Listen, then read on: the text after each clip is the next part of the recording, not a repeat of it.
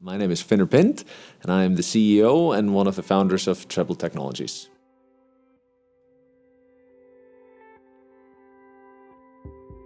I have been a sound nerd forever, basically. Grew up being a massive music lover and a musician. And then at some point that led me into a career of because I was obsessed with kind of music equipment and, microphones and recording equipment and guitar effects and so on. So that kind of led me into a career of engineering because I wanted to understand and build this gear. And then somehow I got into the field of acoustics engineering and then sound simulation, the ability to simulate how something is going to sound using a computer, and did a PhD on that, and then kind of founded a company really around new technology to be able to do that. And you're not being modest about your music background. I noticed you didn't mention some of the great sort of places you've performed and stages you've been on. Yeah, I was like very alternative music, maybe now we didn't become very commercially successful. That's also maybe why I ended up going into engineering. I wasn't the career of the rock star wasn't really going anywhere, but we played around quite a lot back in the day. Okay, understood. And where did the idea come from of putting this sort of technology, acoustics, into buildings and building design? Yeah, it comes from maybe a couple of different angles. One is more sort of just technological interest. Me being the nerd that I am, I was just super interested in the technology and being able to take that further, be able to do things faster and more precise that you couldn't do before. So from kind of that motivation. But the main motivation, I would say, was from me actually working in the field, being a consultant of acoustics, helping architects and others design buildings with good sound, and really kind of lacking tools to be able to do my work. And how did that impact architectural design? When you said that you were working in the field and you were frustrated, you were seeing buildings being built and they sounded terrible. Tell us a little bit about that. Yeah, exactly. Like it was just impossible to get sound to be a part of the conversation. Sound and acoustics, impossible to have sound be kind of a design driver. Buildings were just designed, nobody thinking about the sound, and then maybe if I was lucky, I could kind of squeeze them in the end to do this to make it slightly better. So my hope was that, hey, can we actually design buildings, while thinking about sound, or even kind of design, driven by sound. Like, hey, if we do this, then it's going to sound way much better. People are going to be more happy. It's going to be a healthier environment. But I didn't have the tools to really be able to do that, to be able to showcase, hey, if you do it like this, then it's going to sound like this here, and so. And can you give me some examples of when you've gone into a building previously as an acoustics designer and you've heard it sound terrible? Because very often I don't think we understand that a building is impacting us in terms of sound until we've been in one, right? Right. I mean, people often, when they think about acoustics and buildings, they think about things like concert halls and so on. I've certainly been to concert halls that don't sound great, or music venues. But actually, when you ask a question like this, I think about the kindergartens I've been into, which just sounded terrible. Think about being a kindergarten teacher. You're in there all day, every day, and just your stress levels and your happiness as an employee is just severely affected by the acoustic environment. And I've been to many kindergartens and many schools where the acoustics are terrible. And that's kind of really what drives me, to fix these kind of regular types of buildings, and have the environment better for everyone. Okay, making sure that every scream, every wail isn't perpetuated 1,000 times over back to people. Yeah, exactly. Okay, understood. Can we talk a little bit about how acoustics impact us? Because it's not just in sort of raising children, is it? It can be hospitals, I think you mentioned. Can you tell me a bit about how it can improve or reduce our stress, our personal health, etc.? There's been a ton of research done throughout the years that shows very clearly and unequivocally that sound has a massive impact on our health and well-being and productivity and so on. In office buildings, research shows that people perform better, they're more productive, their stress levels are lower when the sound environment is positive and good. in schools, research shows that kids, they learn faster, they perform better on tests, they kind of judge their peers and their teachers more positively when the sound environment is good. In hospitals, people heal faster, they use less pain medication, there's less cases of rehospitalization, and the list kind of just goes on. In residential buildings, people sleep better, and yeah. And obviously in ever-congested cities, growing population, older population, living on top of each other, skyscrapers, etc., apartment blocks, sound is ever more important, isn't it? Can you tell us a bit about how in congested cities sound might be even more essential? Yeah, I think, sleep is one in congested cities, then sleep is a big factor here. I think, if I remember correctly, like 1/3 of EU's population is affected, like their sleep quality is affected due to noise in kind of congested cities. And that in turn leads to massive kind of health implications because sleep is so important for us, cardiovascular diseases and everything. So yeah, it has a massive impact. And again, I don't think anyone has been designing cities or buildings in cities with kind of sound being a design driver. It's just been designed, thinking about the aesthetics, thinking about different functionality, but not about the sound. Okay, understood. And how does Treble work then? How does Treble become a silver bullet to all of this? Treble is a software that integrates with the design tools that architects and engineers use, which enables then these people, architects and engineers and other stakeholders in the building design process, to analyze how things are going to sound, to be able to hear and experience how their designs are going to sound, and to be able to test different designs and really design soundscapes, not just design how things are going to look using your eyes, but also design how it's going to sound using your ears. And you use virtual reality for this, correct? Yeah, that's a part of the experience. You don't have to do it that way, but you can if you want to get like an immersive experience of your design, where you can walk around and you can, just immerse yourself in the design using your eyes and your ears. Okay, so let's say, imagine in a parallel world where I'm actually a talented architect and I've designed a building. I can put on a Treble VR headset and walk around and see how my building will sound before it's built. Is that correct? Yeah, exactly. You can walk around the building, you can change materials, like, let's change this ceiling material going from a hard ceiling to an acoustic ceiling, and let's experience how that sounds, in real time. You can move a wall, like, or change the shape of the building. You can populate the space with different amounts of people and just kind of in real time experience this on the fly. And then in sort of an intuitive way, get a feeling for the space and the soundscape.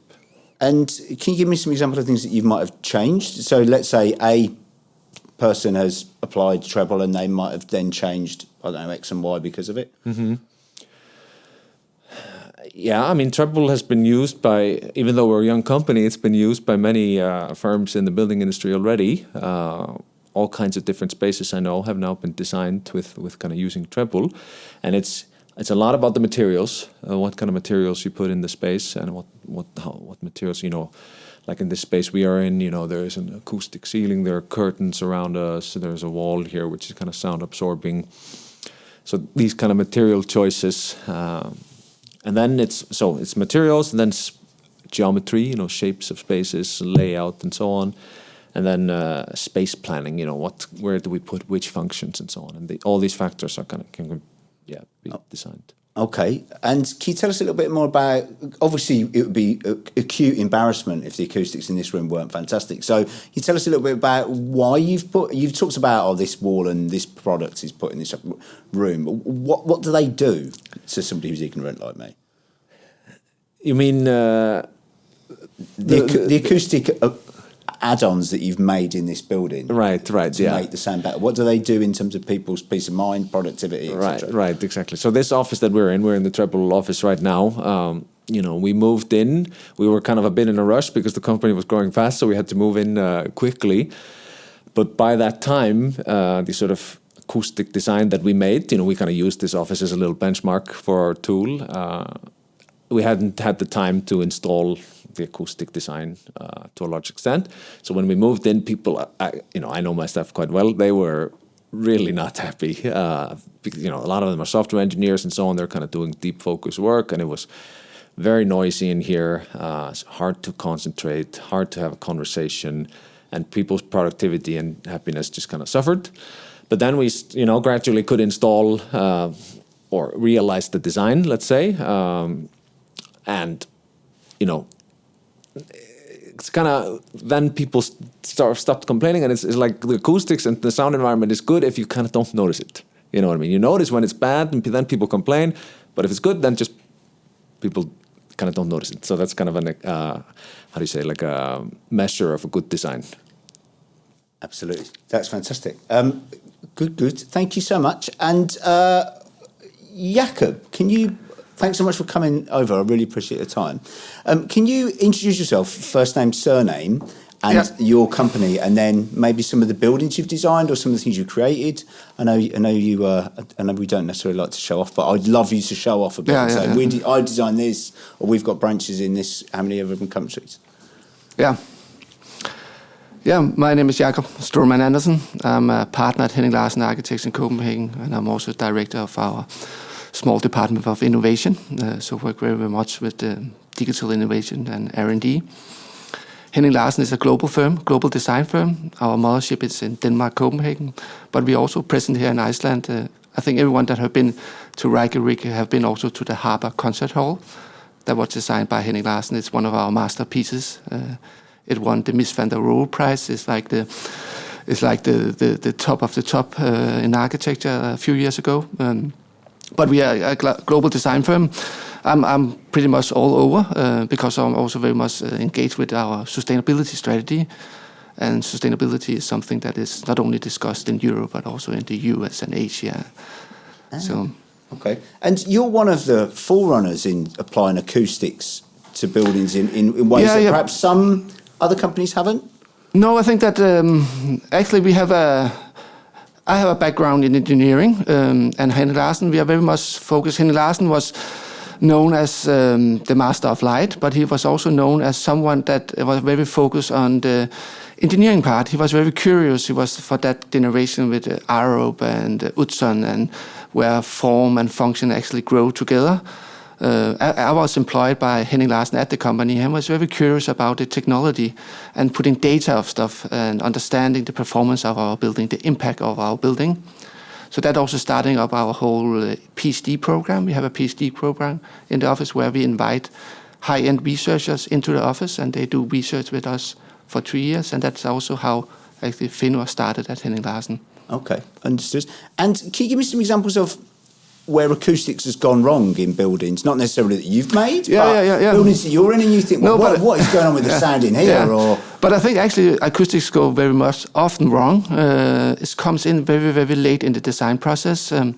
It's often something you add after you have designed the building. You need to add acoustic absorption of the walls and the ceilings, and it's something that architects often hate because it's like they want a very honest architecture. They want the architecture to be visible and then the acoustic engineers comes in and they plaster the whole room with acoustic absorption and looks terrible. The architect thinks so. I think it's go very much often wrong because it's not integrated in the design process. It's not understood by architects. And often it's also more, not to generalize, but a perception of acoustic engineer from the architects is like often an old gray-haired guy comes in with a lot of numbers and spreadsheets and talks about noise and something bad and the need to add things and the extra cost. And then Finnur came in as a background from rock music and not talks about noise, but talks about sounds and how it's actually could able to form and shape our architecture. And I think that is something super new. And you're applying it at the earliest part of the process, aren't you? Because what you said there, it almost sounds like people are trying to rearrange the cake after they've baked it. It's almost too late then, isn't it? I think that's the whole purpose of my role at Henning Larsen, to bring that knowledge into the design, the design phase. We are very much driven on understanding the impact of the data before we actually turn the first sketch on the paper. A lot of architects starting with the pen on the paper, on the napkins, and then they start drawing. We have a process where we must analysis, go understanding the context where we're building, the people and the environment, and bring that into the design process. And from that on, to doing like a strategic design concept and then a drawn concept. And you talked, Finnur was talking a moment ago about the importance of it, particularly in education. And you, quite recently, I suppose, was reimagining a lecture theatre in Cincinnati. Is that correct? Can you tell us a little bit about that? That was the first tryout of Treble when Finnur was with us. And it was also our first project in the US. So it was really kind of prestigious project for us. It was the Lindner College of Business and the University of Cincinnati, like downtown campus, like a very prominent place. It was lecture rooms, office spaces, and for students.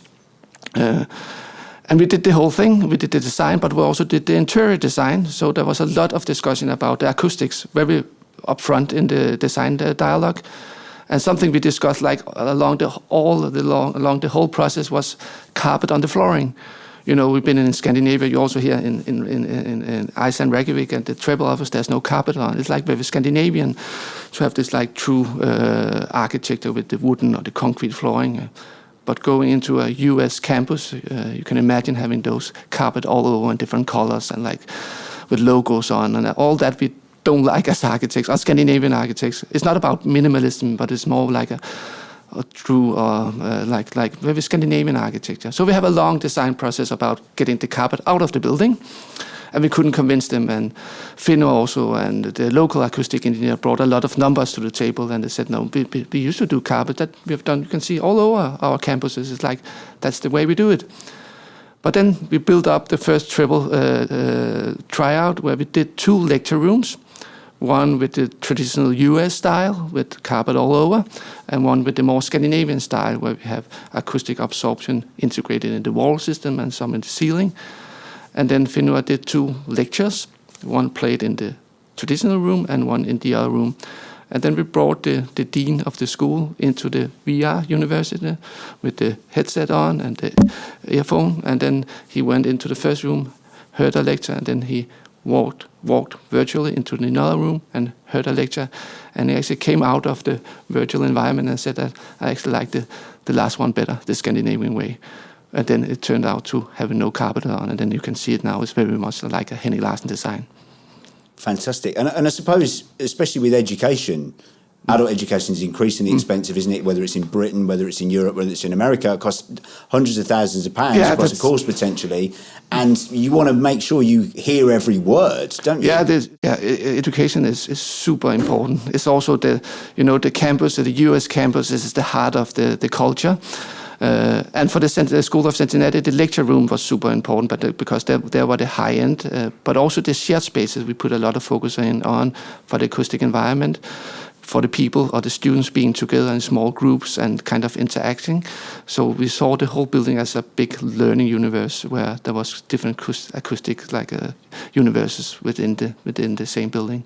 And I'm allowed to ask, apologies for my ignorance, how did you manipulate the acoustics for each different sort of learning universe? Is somewhere it's good to have a little quiet gossip and some to be heard for 80 students? No, for the College of Business, the Lindner, we had an open atrium connecting all floors.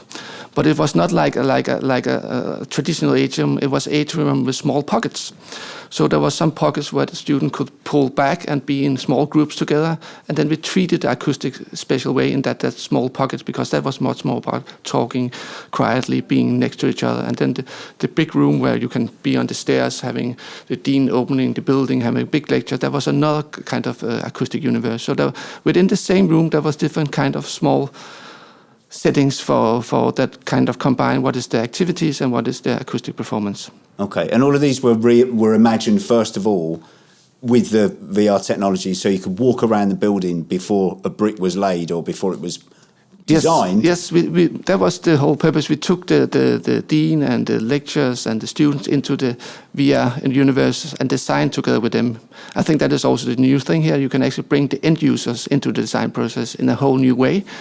So it's not like we are designing that and then you have to believe that it's going to work in the end, but you can bring them in and you can have their opinion of what does the building look like, but also how does the building sound before you actually start building. Fantastic. And we'd like to talk a little bit about Uppsala Town Hall, if I may. Yeah. And you, because as I understand it, Uppsala Town Hall was built, had one version many years ago, and they weren't able to kind of create the version that they wanted. Yeah. And then you, Henning Larsen and Treble, then reimagined it. Yeah, we did call a transformation of the town hall in Uppsala. It was designed like I think it was 30 or 40 years ago, but it was not the end design. It was like only 2 blocks, and then we ended with the other 2 blocks, so it would become a big square. And it was the square inside the building was covered, so it was an inside space. But it was also the heart of the new town hall. So it was a lot of activities goes on there. There was meeting spaces next to the atrium. There were small kids running in. There was small intimate concert happening in that space.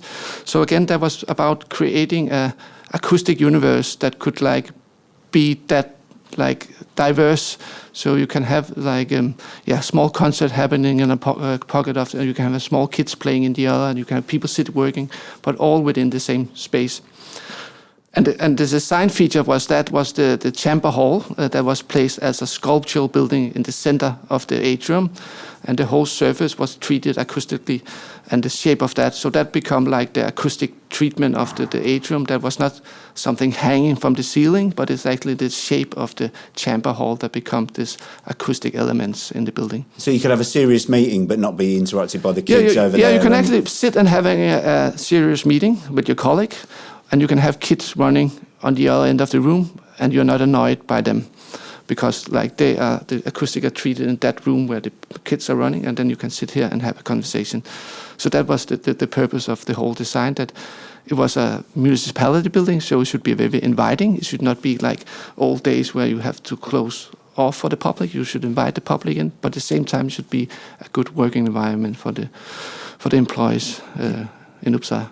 Indeed. And talking to both of you, you removed certain materials from Uppsala, is that correct? So Uppsala Town Hall was built one way, and you removed certain things because it made it more echoey or less echoey, or whichever. I think that is a big purpose of also Treble, talking about sustainability.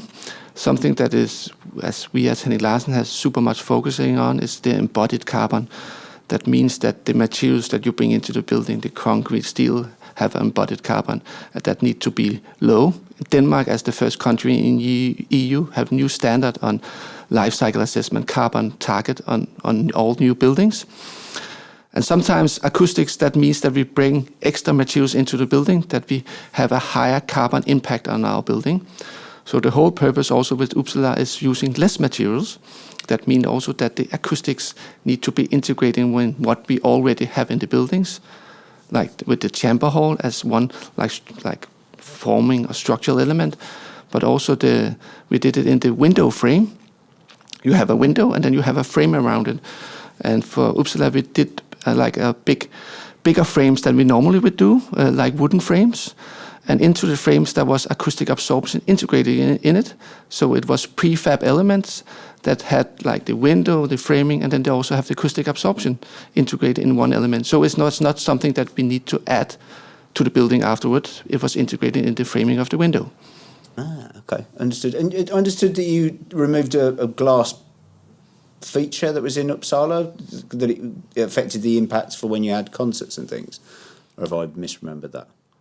Is that No, it was mostly what Jakob described. These 2 elements. The inner building was one big acoustic absorber, and then this glass facade was kind of changed to have these wooden frames integrated into them, which were also like, so the whole facade was one big absorber as well. But there is, for this room, there is a big glass roof going over, and that was the big also like hurdle working, because there was a lot of bouncing between ceiling and roof. Okay. So we need to be very careful with the acoustic environment in that space. Maybe some of you have been into an atrium space with glass, like when you're clapping, like the echo is terrible. So that was something that we need to handle with covering the whole space with the glass roof. Okay. Am I allowed to ask you both, when you're walking around big buildings, you obviously got jobs which mean that you travel around the world, going to different places. What are your personal bugbears in terms of sound? What are your annoyances where you're in a room and things that distract you, things that you see in design that have gone wrong, and any sort of bugbears for you? I think, one thing that actually not just me, many people mention is restaurants. Being in a restaurant where you can't really carry on a conversation with the people around you, that's annoying, right? So in kind of my travels and doing work and meeting people and so on, that's a good example of something there's a lot of room for improvement in many restaurants. I think actually I will turn the question upside down. I think when I have the best experience with acoustic is when it gets kind of present, it's be part of the design. It's not something that I'm annoyed by, but something I'm enjoying. I have a really good experience when I was in Berlin. The Jewish Museum in Berlin by Daniel Lieberkind. They have this room called the Holocaust Room. It's like coming in a concrete room, super dark and super high room, and they have a small kind of opening in the top out to the outside, and you can actually hear a bit of noise reflecting. And the idea from Daniel Lieberkind was to kind of the imagination of being able to hear what's happening out there, but not seeing, not touching it, and being that taking away from you. So that was a really kind of strong experience of working with natural sound in the acoustics in the design. So I think that's something that we also can bring into our everyday life. Finnur talks very much about that it can be something that we should be taking care of, but it's also something that can bring more joy into our everyday life in our offices. Okay. I came up with that example of our own studio in Copenhagen. We can be sometimes quite stressful if it's too quiet. We are design studios. We are 250 people sitting in the same room. And when we have success, we make noise. We are celebrating and we are shouting. And we need that kind of vibrant in our everyday life. And people that need quietness having headphones on and they go to a quiet room. But the big room is about creativity, and the creativity also happen with your ears. So I think that's sometimes that was also why Henning Larsen was so fascinated by the Treble technologies. But it could bring that understanding of sound as a creativity space into a creativity kind of immersive, like seeing and feeling, and now also hearing your building. Yeah. And do you think that we're, by neglecting sound in design until now, in many ways, do you think we're sending ourselves a little bit crazy, that we're potentially adding a little bit of extra stress to people's lives, that we're affecting their sleep, we're affecting their health? Yeah, I mean, I don't think it's scientifically proven and very well established that is the fact, yeah. And I think it's also a very good point, Jakob, that you make, that it's not just about reducing noise or dampening sound. Sound, it can be a very positive thing, and it can be very stimulating. And so that's something that's just been impossible to design up until now. It's like positive sounds, and a soundscape that's stimulating and pleasant and so on. But with Treble's technology, you can, play around with what kind of sound sources do you put in a space, and what kind of experience, what kind of music will you play in the space, and so on, to kind of create these positive experiences. And is it possible to shut out outside sound now with a lot of modern designs, whilst still inviting some natural sounds in? Obviously we're in a busy cities most of the time. Is one of the big factors now getting rid of sound outside? Yeah, no, I think you can do both. You can try to get rid of the negative sounds and noise. I mean, the definition of noise is unwanted sound. So it doesn't really have to be super loud or anything. It's just unwanted sound. And you can try to get rid of the unwanted sounds and then stimulate and enhance the wanted sounds. And you can do that either naturally or almost artificially too, where you can introduce sounds through a loudspeaker system or something like that can still improve the mood or whatever. Okay, understood. But it's also a kind of a general discussion within indoor environment, not only sound, but also light and temperatures, that every building is designed for a standard human. We need the same amount of light, we need the same amount of sound and the temperatures, but we also all know that we are not standard humans. So there will always be someone that like to sit in the sun and work, someone need to sit in the more dark spaces. And I think that's something that we as architects see as something that will change the way that we design in the future, because we have also the new technologies. And we also know that we are much more flexible. We are not sitting in front of our computers like from 8 in the morning to 8 in the evening. I'm working in the bus in the morning, on the train in the morning. There's no requirement for sound in the train or for light. We're much more flexible in the way that we work, and I think that will affect our building, that it's getting more diverse. It's not standardizing. Now everything is about standardizing the indoor environment, and standardizing is not a good work from creativity or architectural point of view. We want diversity. I think that's something that we see in the future. We can get more diverse buildings that also kind of take in the diversity of the people that are going to work in our buildings. I like the idea of I like the idea of improving creativity on the tube. I'm not sure London's quite ready for that yet. But, and a lot of people will be thinking and asking, well, this all sounds very impressive. Wouldn't it be great if we had these wonderful, spiritually, creativity, awakening places? But it sounds really expensive. Is there an issue of how costly this might be?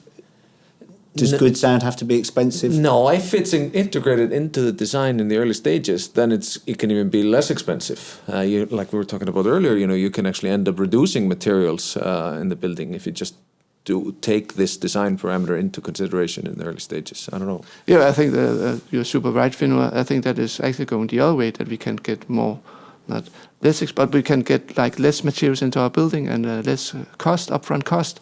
By integrating that into the design process, we don't need to have this like the buffer that like bringing too much material into our building to have this buffer of not understanding, being secure, because we can simulate it up front and we know exactly what kind of materials we need in, how much we need in it, and where to place it, and then we can take some of it out again. I think actually for the acoustic, for Uppsala, I think it was around 20 to 30% of the acoustic absorption we actually could reduce by integrating it into the design in the early phases. Fantastic. And speaking of having enough material, I believe I've got enough material myself. Awesome. So, thank you so much for your time. I really appreciate it. Really great to hear about great sound. Thank you. Thank you.